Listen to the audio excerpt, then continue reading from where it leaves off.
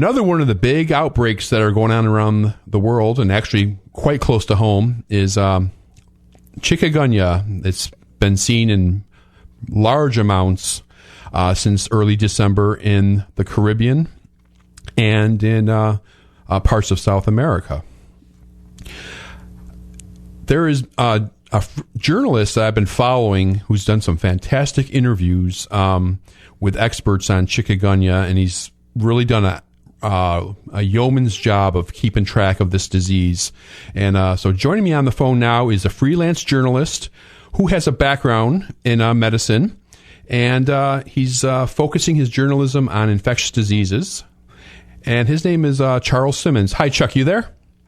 Hi, Robert. I'm here.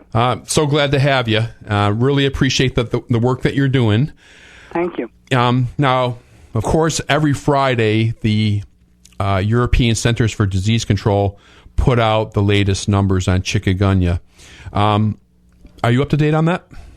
Yeah, I am. So what are we seeing now?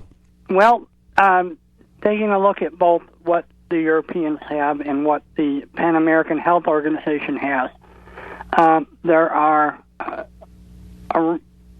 just over 4,100 confirmed cases in the Caribbean and in South America,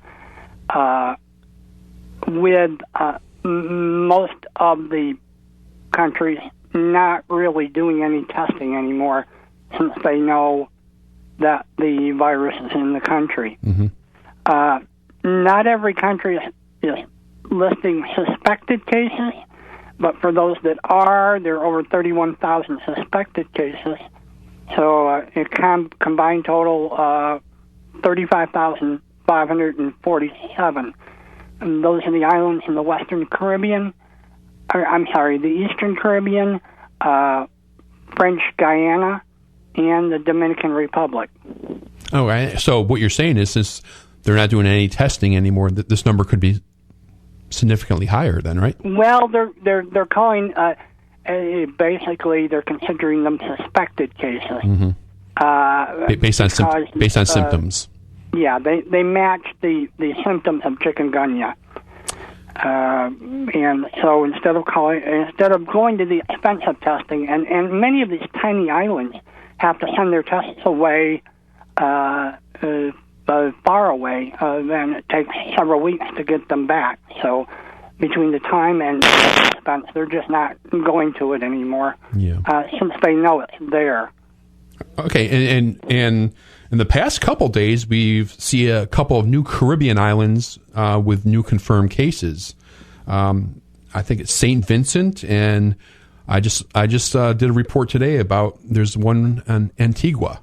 Have you seen that? You got any news on that?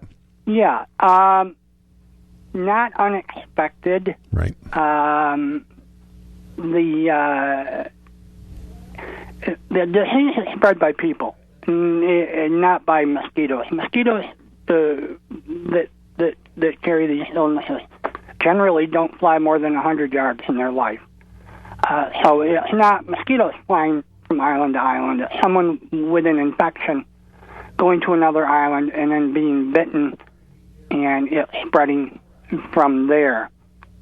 So for every confirmed case, new confirmed case in a new place, there's at least one that they didn't catch that was patient zero, call him, that the mosquito that bit the guy they found originally bit. If that makes any sense. Yeah, it absolutely does. Yeah, and the important thing for people to remember is the vectors for Chikungunya. You know, it goes all the way up and down the Western Hemisphere. Yeah, there are only two mosquito species that we know of that carry Chikungunya. Right. The primary species is called the yellow fever mosquito. And that is spread worldwide, generally in the tropics and subtropical regions of the world. It was actually virtually eliminated from the United States by 1960 through mosquito control programs and the use of insecticides like DDT. Mm-hmm. The United States used to have a yellow fever problem. It no longer does because those mosquitoes were eliminated. However, in the 80s and 90s, they started coming back to the United States because the mosquito control programs were eliminated. Right now, the yellow fever mosquito habitat consists of most of the United States, south of the Ohio River, east of the Mississippi, and some areas in Texas, some areas in Southern California. Right. Generally, areas that are closer to being subtropical and tropical than areas that, say, get routine snow in the winter. The other mosquito is called the Asian tiger mosquito. It is well distributed throughout the world, but is relatively new in the Western Hemisphere since the mid-1980s. It is spreading in the United States. It is competitive for habitat with the yellow fever mosquito, and I've had two different mosquito experts tell me that when the two compete for habitat, the Asian tiger wins. It breeds faster. Plus, the yellow fever mosquito almost exclusively feeds for blood on humans, whereas the Asian tiger is not quite so fastidious and will use other mammals as a blood source. And right now, the Asian tiger can be found as far north as Chicago and New York City in the summertime. The good news is that the version of chikungunya currently in the Americas is the one spread by the yellow fever mosquito. So right now, the potential spread geographically in the United States is limited. Well, that's very, very interesting. I didn't know some of that information. Let's turn to a couple of your interviews, which are very, very fascinating, to say the least. Now, you talked to a previous guest that I had on the show, Dr. Christy Murray, about a month ago, and they're going to be doing, well, they've already started a surveillance study down there in Texas. Can you talk a little bit about that? Sure. They're doing something that I wish would be done in other areas where there's a threat from mosquito-borne illnesses, like Miami, Atlanta, Tampa, places like that. Mm-hmm. From April 1st to October 1st. October 31st? October 31st. Yes. Texas Children's Hospital will be taking a look at the blood drawn from children in the emergency department. The children will need to meet two criteria. They need to come in with a fever, and they need to have blood drawn on top of whatever the emergency room physician requests. And they're also going to test the blood for West Nile, for dengue fever, and for chikungunya. That will serve two purposes. First of all, it will establish a baseline for the Houston area of what is currently circulating. And second of all, it may very well serve to discover the first cases of chikungunya in that area.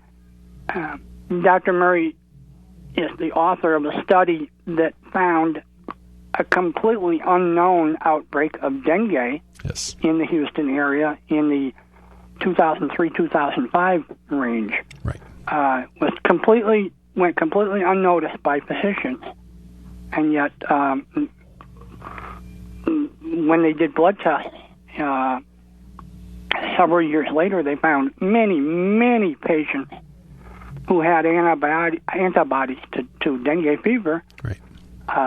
And had never been diagnosed with dengue fever. So this baseline study that they're doing now, they're going to look at hopefully as many as 3,000 children, will establish levels of West Nile and potentially dengue and chikungunya in the population.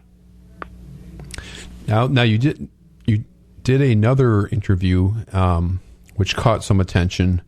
You talked to a Dr. Scott Weaver, also in Texas, and he made a prediction that he thought chikungunya would be in the U.S. within 12 to 24 months. To me, that seems maybe it's a little too far out. Can you tell me about that interview and your thoughts on it? Well, it was the chikungunya situation is rapidly evolving. Yeah. At the time we did the interview, it had not moved into the Dominican Republic, and the number of cases in South America were very, very low. Dr. Weaver pointed out that with both types of mosquitoes that could carry chikungunya in the United States already, all it takes is someone with the illness, or probably several someone with the illness, to be exposed to mosquito bites, to perhaps begin the cascade into locally acquired cases of the disease.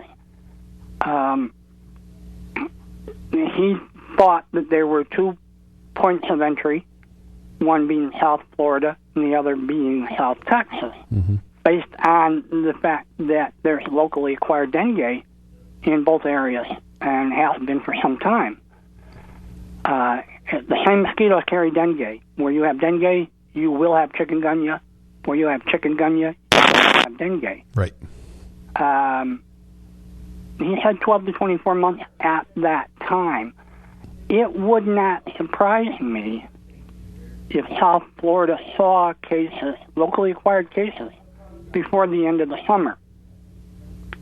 There, when you look at their statistics on imported dengue cases, where someone catches dengue abroad and then comes to South Florida, the top 4 places for that are the Dominican Republic, Haiti, Cuba, and Puerto Rico. Right.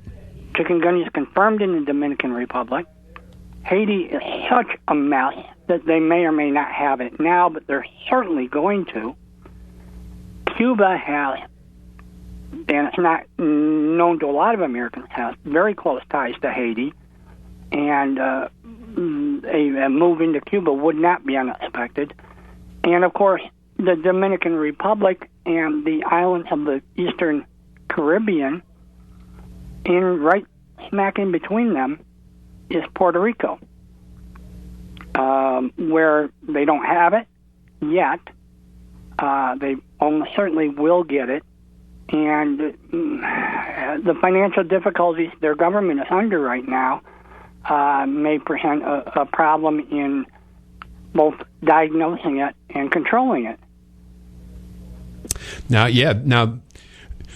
these are 2 fantastic interviews. I've been talking to Charles Simmons. He's a freelance journalist, and you can check on theglobaldispatch.com later today, and I'll have links to these 2 interviews, and they're definitely worth the read. And I got about 2 minutes left with you, Charles. Just want to get an opinion. In December, I spoke to Dr. Roger Nashi with the CDC, and his big concern was South America. You know, the mosquitoes. I mean, Brazil alone had 1.5 million dengue cases last year. You got the FIFA World Cup coming on this in a month or 2. Any thoughts about South America? And based on all the research you've been doing, is South America really going to become a hotbed for this? Well, any place there's dengue, there will be chikungunya. My guess is that the ties between the Dominican Republic and Mexico may make Mexico the first place you see it widespread in South America. The current outbreak in French Guiana is very limited by geography. French Guiana is where Devil's Island is located, the famous prison. Mm-hmm. And it is very much a swampy, mangrove, swamp, jungle area where it's unlikely that people are moving through the geography to go to neighboring countries. But the Dominican Republic and Mexico have a great deal of contact. Belize on the Gulf is another place where it may come in from the Dominican Republic as well. As to when, who knows? The Dominican health minister today said that chikungunya is widespread in his country. Well, that is an amazing statement, considering that it's been less than 2 weeks since it was revealed that they even had it. Right. All right. Well, some fascinating information. I've been talking with Chuck Simmins, a freelance journalist. Like I said, you can check out a couple of these fascinating interviews on our website. Thanks, Chuck, for coming on the show and spending some time with us today. Thank you very much, Robert. I appreciate it. All right, let's go to the commercial break.